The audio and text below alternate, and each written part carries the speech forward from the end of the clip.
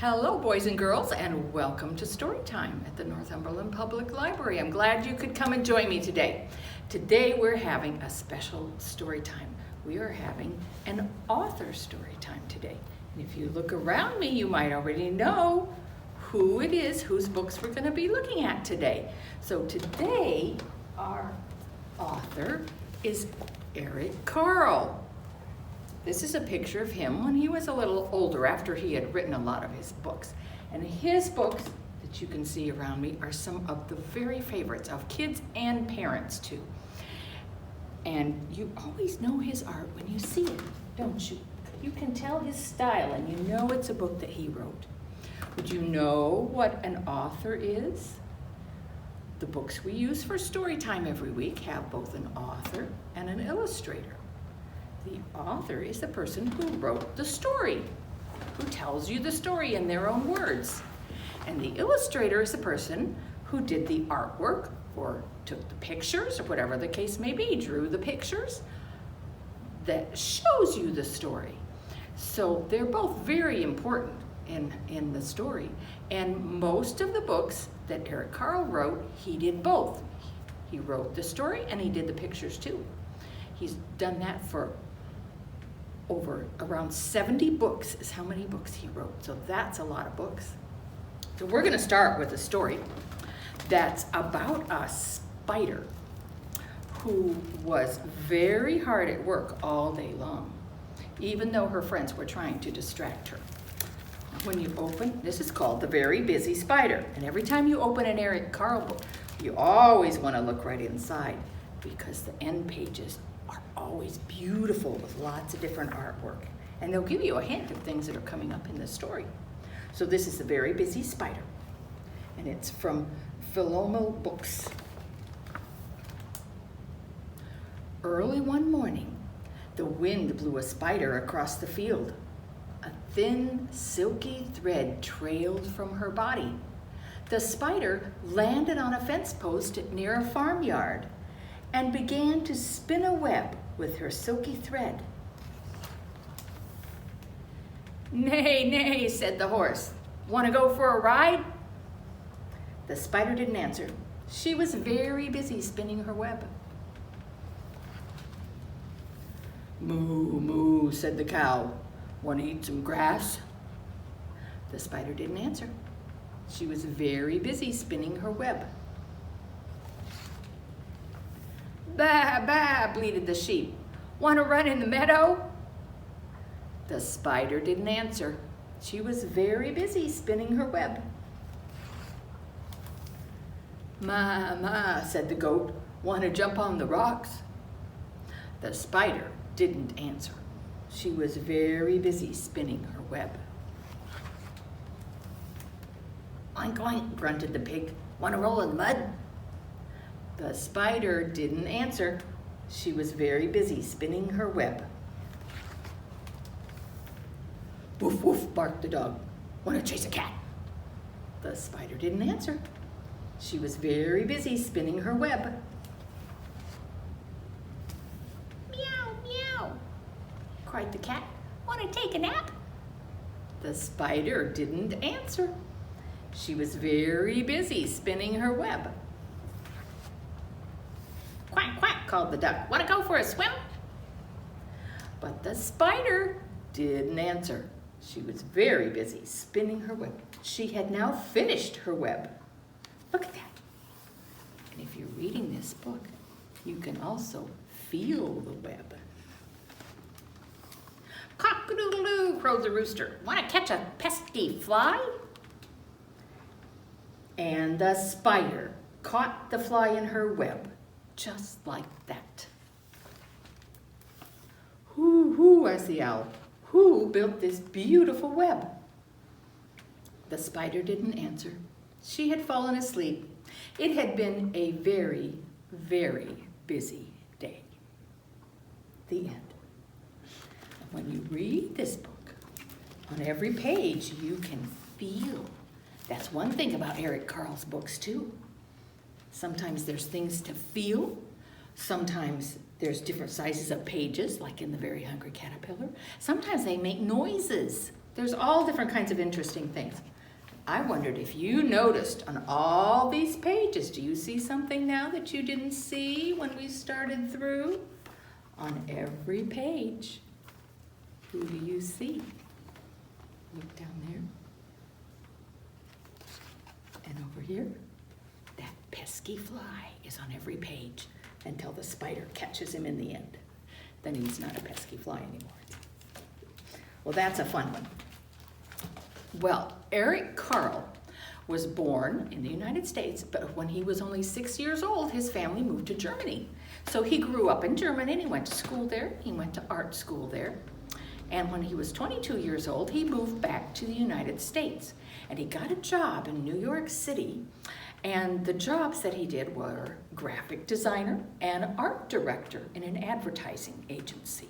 So he probably did things like maybe making the advertisements you might see in a magazine or a newspaper, or big posters for events or products, maybe even big billboards, things like that he was in charge of doing the art for. One day, an author saw one of his pictures and he really liked it. So he called Eric Carle up and asked if he would like to illustrate the book he had written. And he said, man, that sounds like something interesting to try, so let's do it. And you know what book came out of that? One you probably, most of you already know. Brown Bear, Brown Bear. That author was Bill Martin Jr. And this was the book they did. So this was Eric Carle's first children's picture book. And that started him off making more and more picture books and writing his own stories to go with most of his picture books too. So now we're going to tell Brown Bear together. But you know what? I think most of you, many of you, will know this already.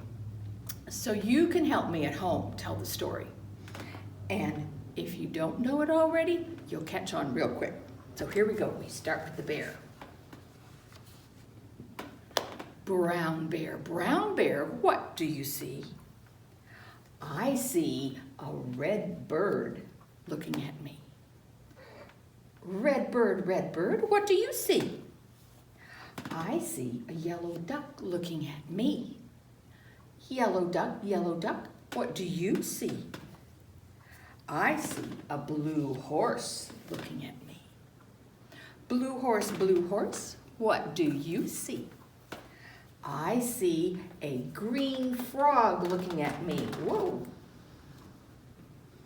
Green frog, what do you see? I see a purple cat looking at me. Purple cat, what do you see? I see a white dog looking at me. White dog, what do you see? I see a black sheep looking at me. Black sheep, what do you see? I see a goldfish looking at me. Goldfish, what do you see? I see a teacher looking at me. Teacher, what do you see? I see the children looking at me. That's you. Children, what do you see? We see a brown bear, a red bird, a yellow duck, a blue horse, a green frog, a purple cat, a white dog, a black sheep, a goldfish, and a teacher looking at us. I bet you helped with that, didn't you? That's a fun one to help with. Well, we're going to do one more story today because his books aren't real long. So here's the other story we're going to do today. It's called Little Cloud. Have you read this one yet? And look at that on the inside of this one. We didn't look at the inside of Brown Bear, did we? I forget what's on the inside of Brown Bear. Let's see. Ooh, look at that. All the different colors. And I think they're just in the order up there as they are in the story. But this one is kind of neat on the inside too, because it looks like a bunch of clouds, doesn't it? This one is Little Cloud. The clouds drifted slowly across the sky. Little Cloud trailed behind. Do you see his face? The clouds pushed upward and away. Little Cloud pushed downward and touched the tops of the trees and the houses. The clouds moved out of sight. Little Cloud changed into a giant cloud. Little Cloud changed into a sheep. Sheep and clouds sometimes look alike. Little Cloud changed into an airplane. Little Cloud often saw airplanes flying through the clouds. Little Cloud changed into a shark. Little Cloud once saw a shark through the waves of the ocean. Little Cloud changed into 2 trees. Little Cloud liked the way trees never moved and stay in one place. Little Cloud changed into a rabbit. Little Cloud loved to watch the rabbits dance across the meadows. Then Little Cloud changed into a hat because Little Cloud changed into a clown and needed a hat. The other clouds drifted back. They huddled close together. Little Cloud, they called, come back. Little Cloud drifted toward the clouds. Then all the clouds changed into one big cloud and rained. The end. All of his books are so much fun, aren't they? I wanted to show you, here's a really quick little craft that you could make yourself of a cloud.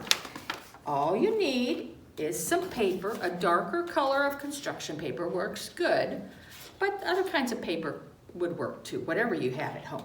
And I used white paint. You might find a little left maybe from somebody's craft project or at home, or maybe just from painting the house. There's a can of paint somewhere. What you do is you just take your piece of construction paper and you fold it in half. Then you open it up and lay it on the table and put some blobs of the white paint all over it. And then close it up and press it down, maybe even make some little motions around with your fingers. And when you open it up, you'll have a cloud. So that's a pretty simple one to make. And also a reminder, if you haven't picked up your Take and Make bag for January, we still have some here for you, so you can pick that up. And what you can make today is a way you can tell Brown Bear story all by yourself. There's a bunch, all the different characters. There's pictures of them in there that you can color and cut out. Now, moms and dads, the little ones aren't going to be able to color these as nice as mine. It does not matter at all if they stay in the lines, okay? You can stick them on a craft stick, and then you have these stored, and you can tell Brown Bear's story too. And I put the order in your sheet so you can see. And there's a lot of other fun activities you can do with these at home. So I hope you have fun doing that. You can retell Brown Bear to somebody at home. You can make up your own story with the same characters. So I hope you have fun with that. One more thing I want to tell you about before we go, and that is that starting now, we have a new story time that's going to be on our website, on our Facebook page, on our YouTube channel. You can find it everywhere. It's called Snoozer's Storytime Adventures. If you've watched some of the other Checkers Library TV, you'll remember Mrs. Hamilton. And from now through till we get to summer, she'll be having a story time with you every other week. So you can either watch Mrs. Hamilton or you can come and watch me every single week, one of us, for story time. And she'll tell a story to Snoozer and you and have a craft to do that you can pick up here at the library too. And so I hope that you'll tune in and watch that story time too. So that's kind of a lot for today. But thanks a lot for coming and reading stories with me today. Come back and join me again the next time. Bye-bye.